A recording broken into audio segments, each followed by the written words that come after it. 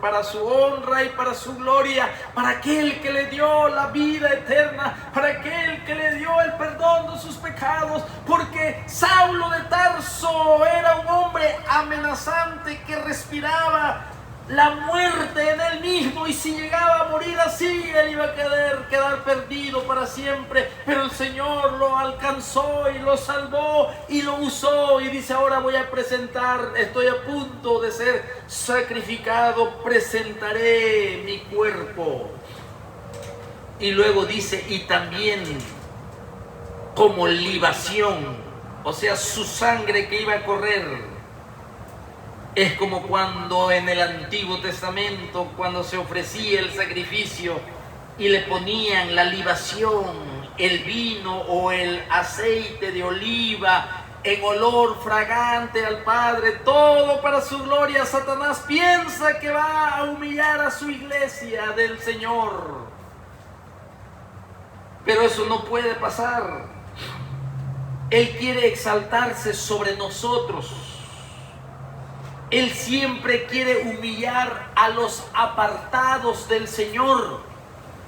O en otras palabras, Él siempre quiere, mis hermanos, humillar a los santos, a los apartados, a los salvos, a los que podemos entrar en la presencia del Señor y darle alabanza, adorarlo, darle acciones de gracias, servirle en obediencia, en santidad.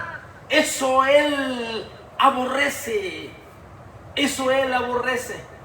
Por eso quiere humillar a los santos. Así está haciendo aquí Nahash, este rey. Nahash, víbora, serpiente. Sacarle los ojos a los de la ciudad israelita de Jabes de Galaad para humillarlos. Satanás busca traer afrenta sobre todo el pueblo de Dios. Manden mensajeros sobre todo Israel. Quiere traer afrenta sobre todo el pueblo de Dios.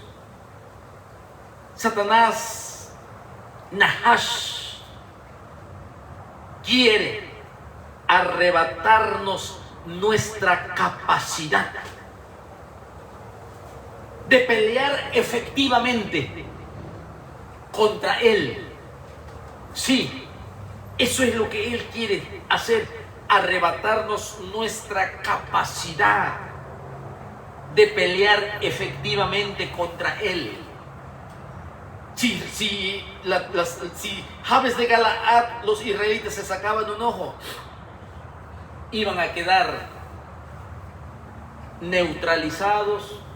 Imagínense, solo con el ojo izquierdo, y cuando Él ataque y pongan el escudo, ya no pueden ver con el ojo derecho. Solo quitándose el escudo pueden ver con el ojo izquierdo. Pero cuando venían los dardos, ponían el escudo, pero ya no veían al enemigo porque los estorbaba el escudo. Inutilizados. Arrebatar la capacidad del guerrero de pelear efectivamente contra él. Así es, Nahash, eso era lo que quería hacer, cegarlos. Y Satanás a la iglesia también quiere cegarnos. Y si no puede cegarnos completamente, nos quiere cegar parcialmente. Si no puede completamente cegarnos, entonces parcialmente Él nos quiere cegar. Así que, mis hermanos, esto era lo que estaba viviendo Israel en ese tiempo, en el tiempo en que estamos en el capítulo 11 del primer libro de Samuel. Capítulo 11, en el 10 habían ungido a Saúl como rey. Y los ancianos de Jabes de Galaad, cuando Nahash le dice: quiero el ojo de ustedes, los voy a escarbar un ojo, les voy a sacar un ojo. Si quieren alianza, dijeron los israelitas, te serviremos, pero danos 7 días para enviar mensajeros por todo Israel, el territorio, por todo, desde Dan hasta Beersheba. Y si no hay nadie quien nos defienda, saldremos a ti. ¿Cómo que no hay nadie quien nos defienda? ¿Cómo es posible que no exista quien nos defienda? ¿Dónde está el Dios de Israel? Como dijo Eliseo, ¿dónde está el Dios de Elías? ¿Dónde está el Dios de Elías que cerró por 3 días los cielos, por 3 años los cielos para que no lloviera? Y luego oró y se abrieron los cielos y llovió. ¿Dónde está el Dios de Elías que abrió el Jordán? ¿Dónde está el Dios de Elías? ¿Dónde está el Dios de los jueces? ¿Dónde está el Dios de Samuel? ¿Dónde está el Dios de Moisés? ¿Dónde está el Dios de Josué? Que derrotaron a los hijos de Anac, hombres de grande estatura. Ellos no dijeron eso. Danos 7 días. Si no hay quien nos defienda, saldremos a ti.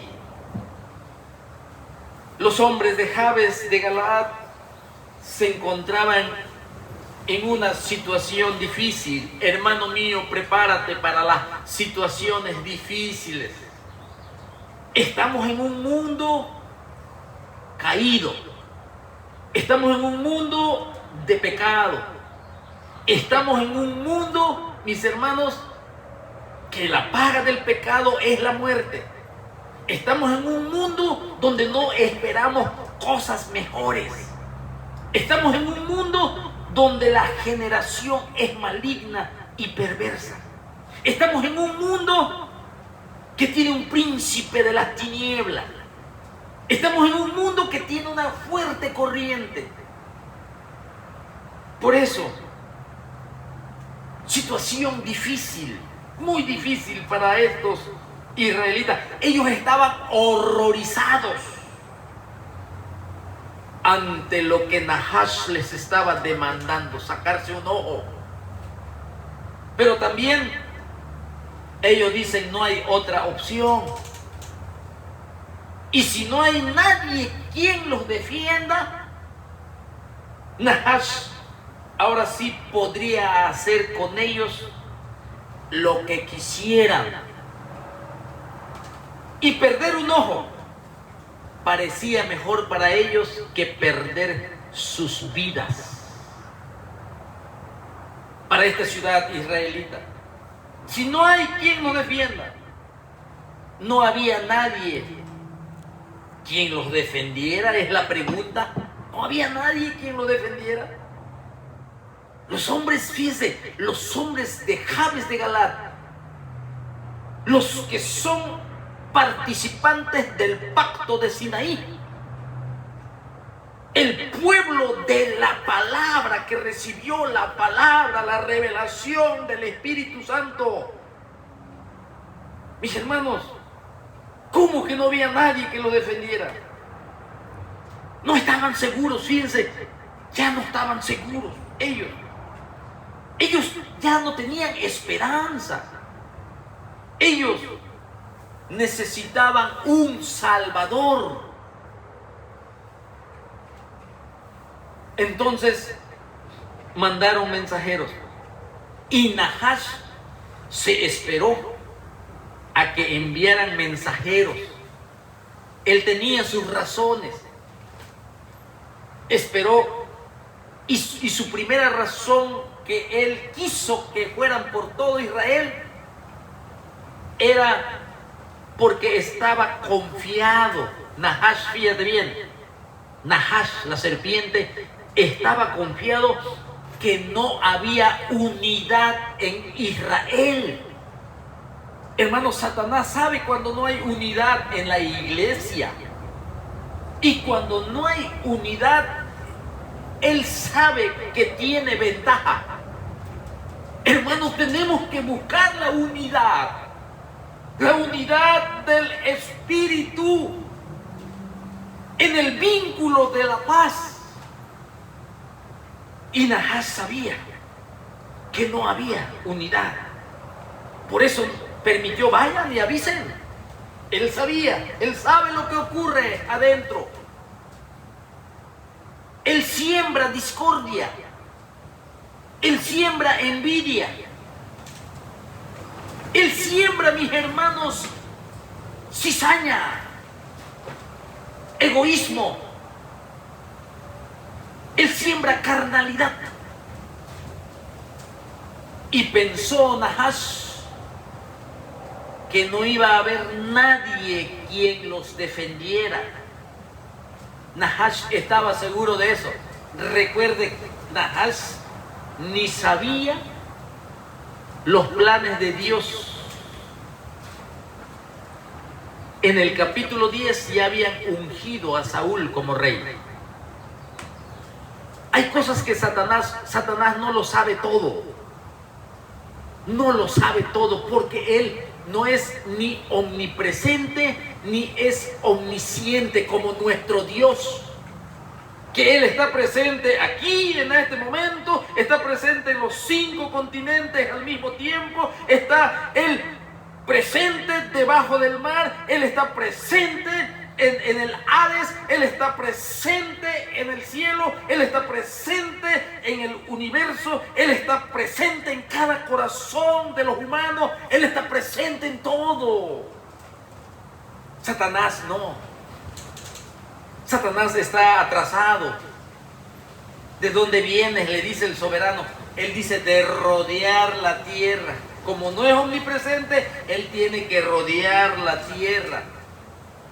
Y al rodear la tierra, él sabe lo que ocurre, pero no lo sabe todo. Sí, y aquí vemos nosotros